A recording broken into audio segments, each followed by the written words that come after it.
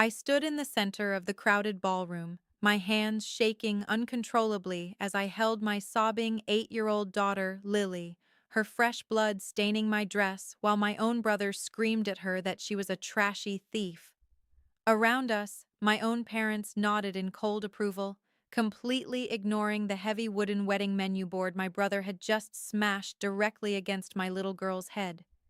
They honestly thought they had finally broken me, that they could ruin my daughter's life just to save their own twisted pride. But as I looked down at the crimson on my fingers, my sorrow instantly turned to ice because they had absolutely no idea that the flashing red lights pulling into the venue parking lot were about to tear their entire world apart. Sharing a story this painful isn't easy, but knowing I'm not alone makes all the difference. Before we jump into the details, tell me, where in the world are you watching this from right now? Is it day or night where you are, and what time is it? Let me know your city and your local time in the comments.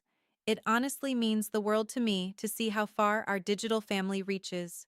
Hello, my name is Harper, and up until June of 2026, I was the kind of woman who always stayed silent, swallowed her own tears, and picked up the broken pieces of whatever my family smashed. I am 32 years old. I work as a graphic designer in the beautiful historic city of Savannah, Georgia, and I built a quiet, peaceful life with my husband, Ryan. But above every single title I hold, the most important one to me is being a mother to my 8-year-old daughter, Lily. Lily is a sweet, gentle little girl who still looks at the world with absolute wonder. The kind of child who notices a butterfly on a window sill or saves her allowance to buy treats for the shelter dogs. She was my entire world. And every single thing I did, every ounce of abuse I tolerated from my biological family over the years, I did it under the foolish delusion that keeping the peace would somehow protect her. Growing up in Savannah, you learn early on that family image is everything, especially in the high society circles my parents desperately tried to claw their way into. I was always the quiet, reliable daughter. I was the one who got straight A's, never came home past curfew, cleaned the kitchen without being asked, and kept my head down. I thought that if I was just perfect enough, if I was just compliant enough, my parents would finally look at me with the same pride they had when they looked at my younger brother, Austin. But innocence is a dangerous thing when you are surrounded by wolves wearing the faces of your mother and father. I blindly hoped that my constant kindness and selflessness would eventually earn me a seat at the table. That one day my mother would hug me and tell me she loved me the way she loved him. Ryan always saw right through them. From the moment we started dating in our early 20s, he would hold my hand after family dinners and whisper, "Harper, they don't deserve you. You are giving pieces of your soul to people who wouldn't even offer you a glass of water in a desert." But I couldn't let go of the fantasy of a loving family. When Ryan and I got married in a small, modest backyard ceremony that my parents didn't even bother to stay for the reception of, I promised myself I would do better. I promised I would work harder to be a good daughter, a good sister. I thought that if I kept proving my loyalty, things would change. I didn't realize that to people like my parents, Charles and Helen, and my brother Austin, my loyalty wasn't a virtue. It was just a resource to be mined until there was nothing left of me but dust. I brought my daughter into that toxic environment, believing that a grandfather's smile and a grandmother's kiss were genuine, completely blind to the fact that beneath the southern charm and expensive linen suits, my family was a viper's nest just waiting for the perfect moment to strike.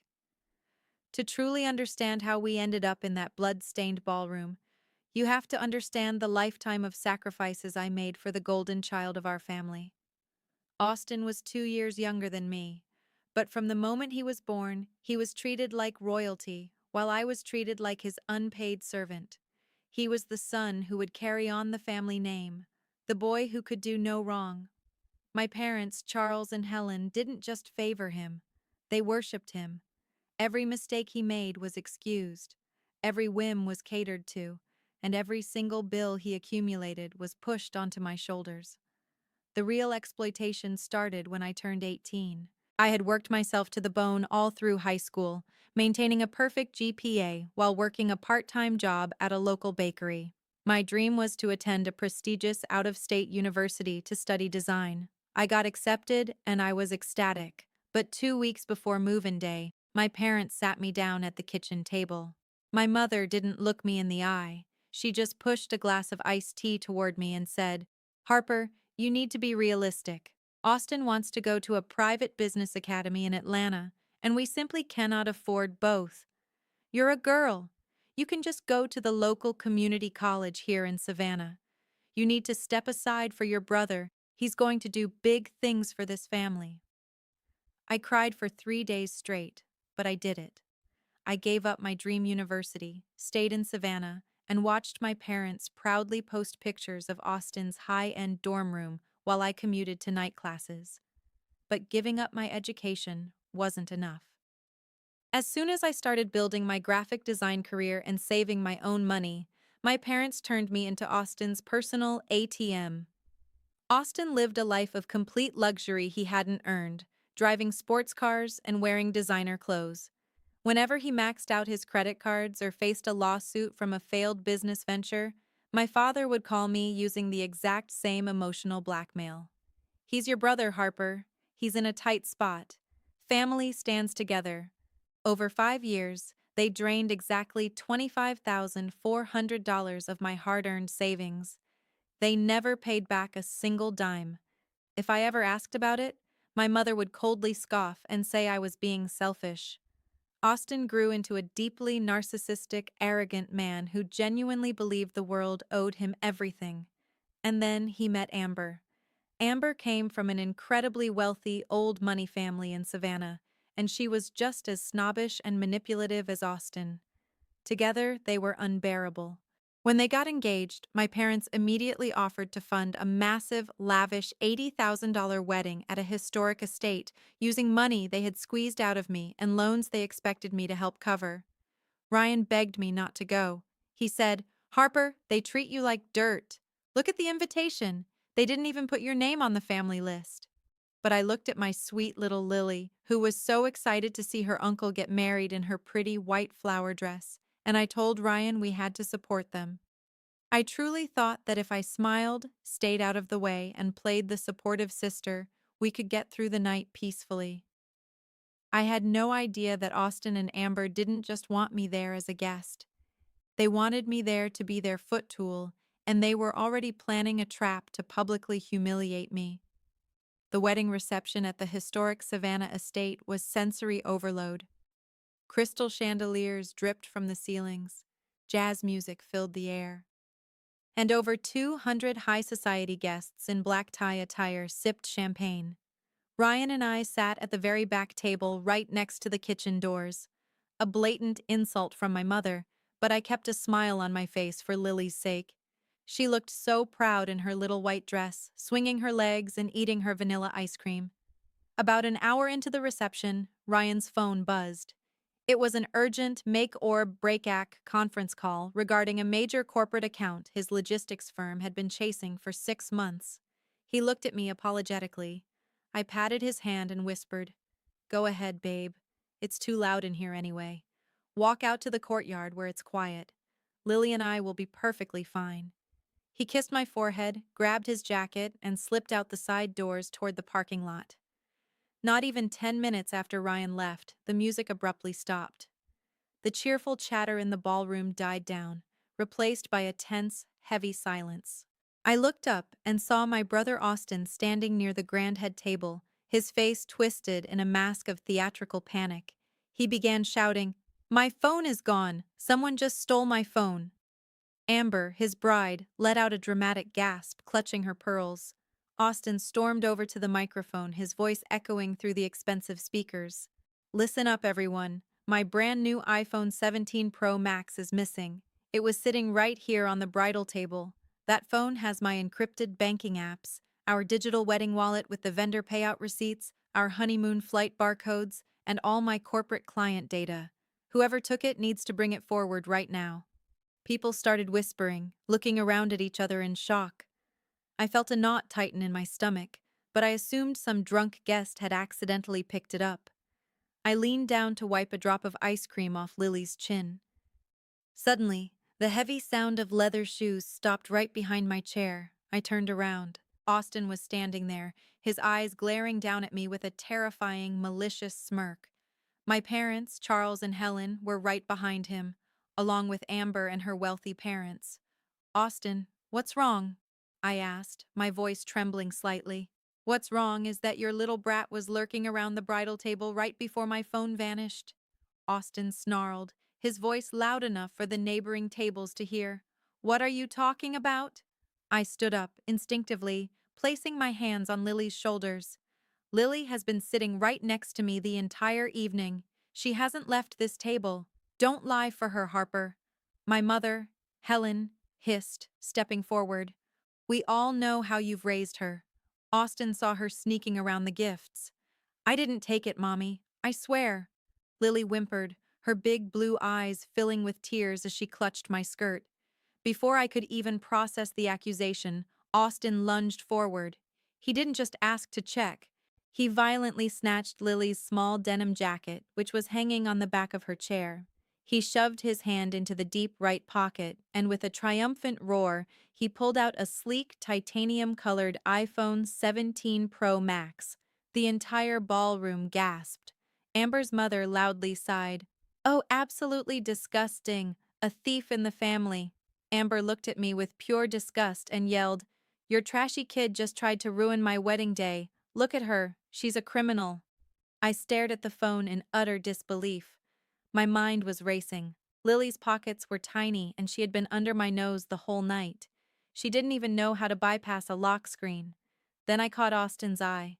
For a split second, the anger vanished from his face, replaced by a cold, arrogant, mocking grin. That's when the horrific realization hit me like a physical blow. Lily didn't steal anything.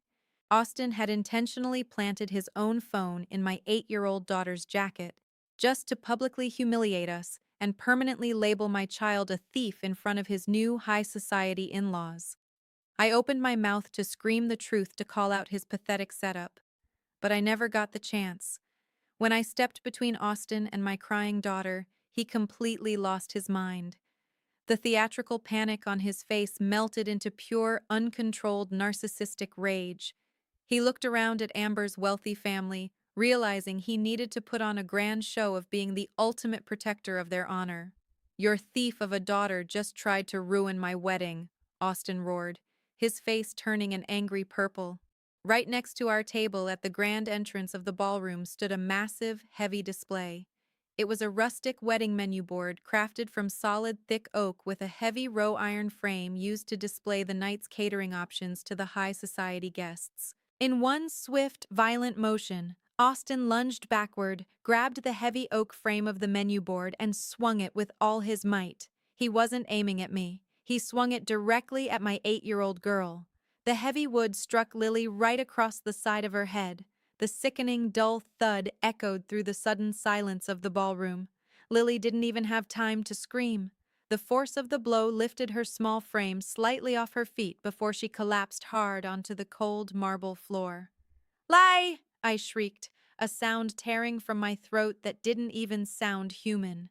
I dropped to my knees slamming violently against the marble, and scooped my little girl into my arms. She was hyperventilating, her eyes rolling back as a thick, crimson stream of blood began to seep rapidly through her blonde hair, staining the front of her white flower dress and pooling onto my own hands. She was trembling, gasping for air, clutching my wrists with her tiny, weak fingers. I looked up at the circle of people standing around us, tears blinding my vision. I looked directly at my mother, Helen, and my father, Charles. "Help me," I sobbed, my voice cracking. "Call an ambulance. He's killed her. Call for help." But as I looked into my mother's eyes, expecting to see a grandmother's horror, I saw nothing but absolute freezing coldness. Helen didn't move an inch. She didn't look at the blood pooling on the floor. Instead, she stepped closer to Austin, patting his arm, and looked down at me with an expression of pure disgust. "Austin has a right to be angry, Harper," my mother said, her voice smooth, level, and entirely devoid of human emotion. "You brought a thief into this venue. You brought this embarrassment upon this family. He was just defending his property. You brought this entirely on yourself. My father, Charles, nodded in strict agreement, crossing his arms over his expensive tuxedo. Take your girl and get out, Harper. You've ruined your brother's night enough. Austin did what any man would do. Amber's family stood right beside them, nodding, murmuring that the trash needed to be removed so they could continue the cake cutting. In that exact second, as my daughter's warm blood soaked through the fabric of my dress, and my own biological parents defended the grown man who had just assaulted a child, something inside me broke permanently. The naive, forgiving, submissive girl who had spent 32 years begging for their love died right there on that marble floor. The overwhelming panic vanished. My tears instantly stopped flowing, drying up into a cold, hard crust. A terrifying, unnatural stillness washed over my mind, and my entire soul turned into absolute ice. I looked at my brother's arrogant face, then at my parents' cold stares, and I realized that being kind was a sin. I wasn't going to cry anymore. I was going to systematically destroy every single person standing in this circle. The side doors of the ballroom slammed open, and my husband Ryan came rushing inside. He had just finished his conference call, but the moment his eyes landed on me on the floor holding our bleeding, hyperventilating daughter, his face went completely pale. He didn't ask questions. He didn't look at my parents. He dropped to his knees, his hands trembling as he checked Lily's pulse, his eyes turning into pure, lethal fire. While Ryan immediately pulled out his phone and dialed 911, screaming for emergency services. I stood up. I wiped Lily's blood onto my skirt, stood at my full height, and took total calculated control of the room. Within 10 minutes, the heavy double doors of the historic estate burst open again. Two paramedics rushed into the grand ballroom, pushing a wheeled stretcher through the crowd of silent, staring guests. Austin tried to step in front of them, smoothing down his tuxedo jacket, frantically whispering, "Hey guys, it's just a minor family dispute." The kid stumbled. "We don't need a scene here." I marched right past him and grabbed the lead paramedic's arm. "My brother struck my 8-year-old daughter in the head with a solid oak menu board," I said, my voice so loud, flat, and chillingly calm that the entire room went dead silent. "I want every single scratch, every bruise, and every drop of blood meticulously documented on your official emergency medical report. She is bleeding from the cranium. We need an immediate transport via ambulance to the trauma center, and I want the legal paper trail started right now." The paramedics looked at the blood, looked at Austin, and immediately went to work, lifting my sobbing little girl onto the stretcher. Ryan climbed into the back of the ambulance with her, holding her hand while I stayed behind to finish the job. As the ambulance sped away with its sirens wailing, 2 Savannah police officers entered the venue. My father, Charles, immediately stepped forward using his wealthy businessman voice. "Officers, I'm Charles. This is my son's wedding. It was a misunderstanding over a stolen phone, a minor domestic issue. We have it under control." I walked straight up to the officers, blocking my father. "I am the mother of the victim," I told them, staring directly into the officer's body camera. "My brother, Austin, just committed felony child abuse and assault with a deadly weapon. I am pressing full charges, and I demand an immediate investigation." Austin laughed nervously, pointing at Lily's denim jacket on the chair. "She stole my iPhone 17 Pro Max. I found it in her pocket. I have witnesses." My mother and Amber's parents loudly chimed in, lying through their teeth to the police, claiming Lily was a known thief. I didn't argue. I didn't yell. I simply turned to the officers and the venue manager who was standing nearby, paralyzed with fear. "This historic estate has high-defined CCTV security cameras overlooking every single inch of this ballroom," I said, pointing up at the lens directly above our table. "Manager, take us to your office right now. Officers, I want you to view the live recording of the last 30 minutes, and I want it played on the main projector screen in this ballroom so every single guest can see exactly what kind of monster they are celebrating tonight." The manager, terrified of a lawsuit, didn't hesitate. He led us and the police straight to the security room while the wedding guests crowded around the open doors, whispering in absolute suspense. The venue manager's fingers clicked rapidly across the keyboard, pulling up the high-definition security feed from camera 4. With the police officers standing over his shoulder, he patched the video feed directly into the ballroom's massive overhead projector screen. The entire wedding guest list watched in breathless silence as the footage rewound, then played in crystal clear quality. There on the big screen was my brother Austin. The video showed him walking up to our vacant table while I was looking away, pulling his sleek titanium iPhone 17 Pro Max from his own pocket, looking around nervously, and then slipping it deep into Lily's tiny denim jacket pocket. The silence that followed was suffocating. Then the ballroom erupted.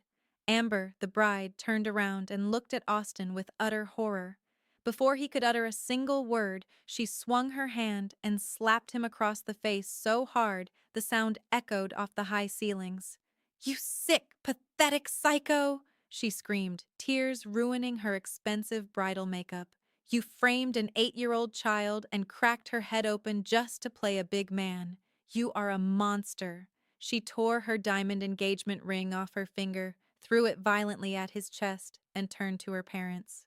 Within 2 minutes, Amber and her entire wealthy family marched out of the venue, permanently canceling the wedding and leaving the $80,000 event in absolute ruins. The two Savannah police officers didn't waste another second. They walked straight up to Austin, grabbed his arms, and forced them behind his back. The sharp metallic click of the handcuffs locking over the sleeves of his expensive wedding tuxedo was the most satisfying sound I had ever heard in my life. They arrested him right there on the spot for felony child abuse, aggravated assault, and filing a false police report. When my parents, Charles and Helen, realized their golden boy was actually going to jail, they completely lost their dignity. My mother fell to her knees, clutching at my bloody dress, weeping and begging me to drop the charges. "Harper, please. It will ruin his life. He'll lose his job. Think of the family name."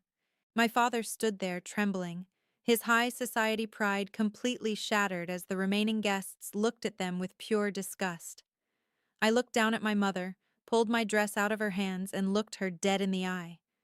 "You told me he did what any man would do," I whispered, my voice cutting through her sobs like a razor blade. "So now he can go do it in a state penitentiary."